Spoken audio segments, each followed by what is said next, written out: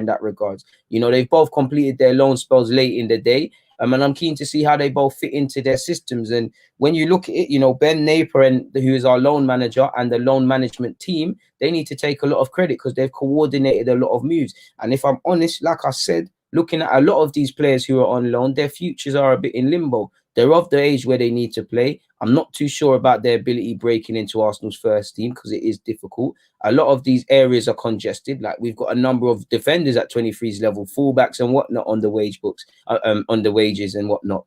And they're not all going to get opportunities. There's a lot of clutter. So what they've all got to do is crabs in a barrel. They've all got to say to themselves, okay, I'm going out on loan. If Arsenal want to use me, fine. If not, I need to build on a foundation. You're 19, you need to play. You don't need to feed a finished article, but you need to play. And obviously, Clarke and Olayinka, they join Medley in going out on loan.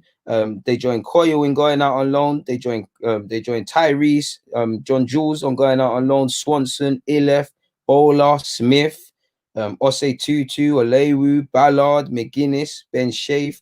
That's we've almost got an 11 aside of loan players already. You've got 11 on loan. You actually could do it. 11 goal, Osei Tutu right back, Ballard and McGuinness centre halves, Clarke on the bench. You could Matt Smith in midfield. There's a loan. Like, we've actually got our own mini loan FC now of Arsenal loan players. And even if you wanted to add into that and talk about the players in first team, you got Mavropanos on loan at Stuttgart, who's apparently out for a month after damaging his meniscus, had a terrible time with injuries. Lucas Torreira, who's obviously gone to Atletico, and obviously through Guendouzi's own downfall, he's now at Hertha Berlin. Hopefully he makes a speedy recovery from COVID. We've got our own little loan army FC now. We've actually got a football team. And like I said, all of these players' futures, it remains to be seen. There's some talented players. There's some players that you never know what could happen. Smith is unfortunate, in my opinion, that he plays in a position where Arsenal need to improve, and which is typically well stocked at this club in midfield in particular,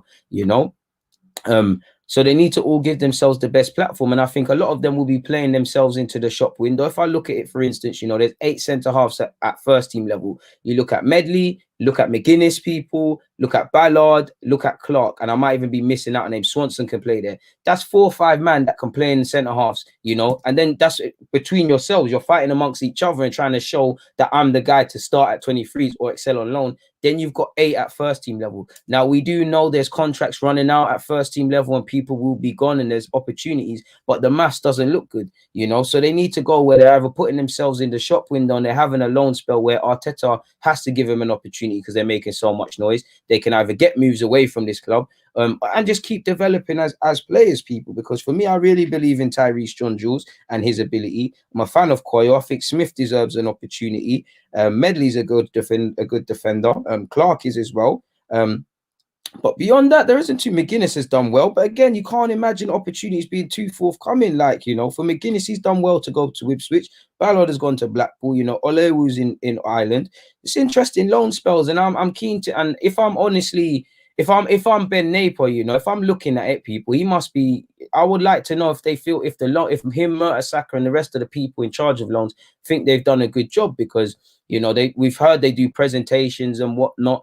Obviously, all these players are investments, so we're going to have to see in time as to whether we've picked the right loan spells for these players.